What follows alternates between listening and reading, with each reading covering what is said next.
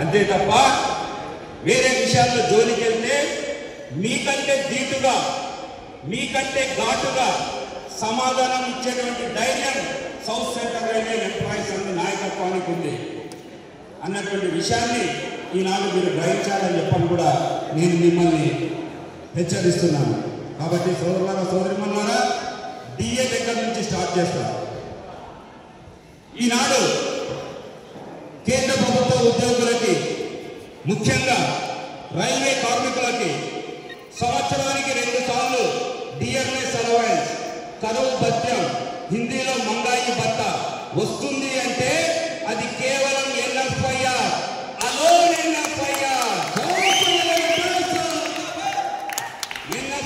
యొక్క కృషి ఫలితంగా మాత్రమే వచ్చింది.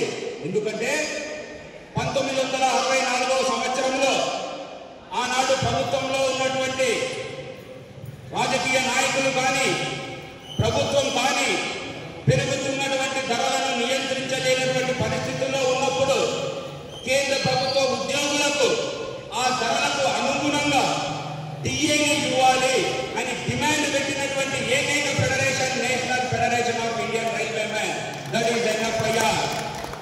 అంటే మనం పెట్టినటువంటి డిమాండ్ని ఏఐఆర్ఎఫ్ నాయకులు వ్యతిరేకించారు, మన పైన బురద చల్లారు, మన పైన లేనిపోని అభాండాలు వేశారు.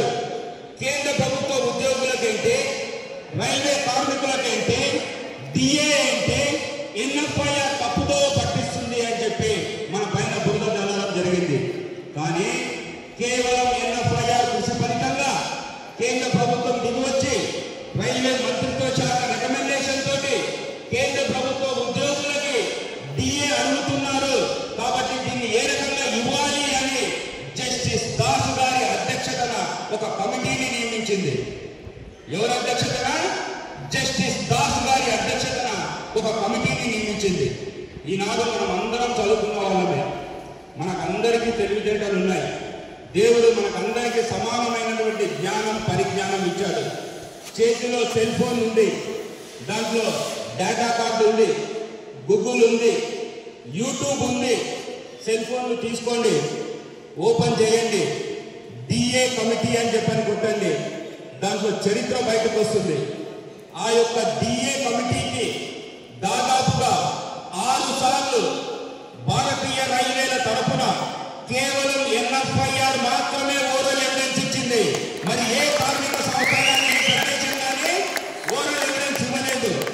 ఏఐఆర్ఎఫ్ సిగ్గు లేకుండా ఈనాడు డిఏ మేము సాధించాం అని ఒక ఎర్రటి పాంప్లెట్ మీద ప్రింట్ చేసి జనాలకు పంచుతున్నారు. కాబట్టి దీంట్లో ఏమాత్రం నిజం లేదు. నేను మాట్లాడిన ప్రతి మాట అక్షర సత్యం, నేను చెప్పబోయే ప్రతి మాట అక్షర సత్యం. సంఘ్ అండ్ ఎన్ఎఫ్ఐఆర్ కల్చర్ చరిత్ర సంస్కృతి ఏంటంటే మనం చేసిందే చెప్పుకుంటాం, మనం చెయ్యబోయేదే చెప్పుకుంటాం. ఎవడో చేసిందని చెప్పుకునేదే నీచ సంస్కృతి సౌత్ సెంట్రల్ రైల్వే ఎంప్లాయీస్ అక్కడ లేదు.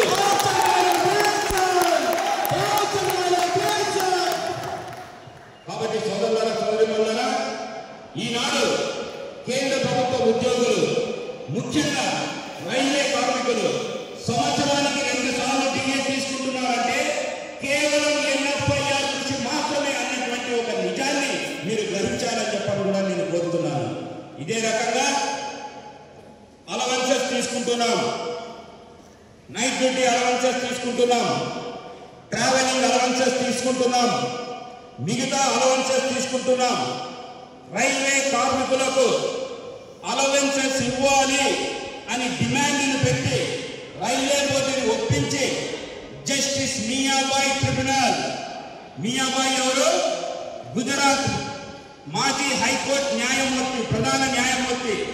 జస్టిస్ మియాబాయి ట్రిబ్యునల్ ద్వారా ఈనాడు రైల్వే ఉద్యోగులు అలవెన్సెస్ తీసుకోవడానికి ఏకైక కారణం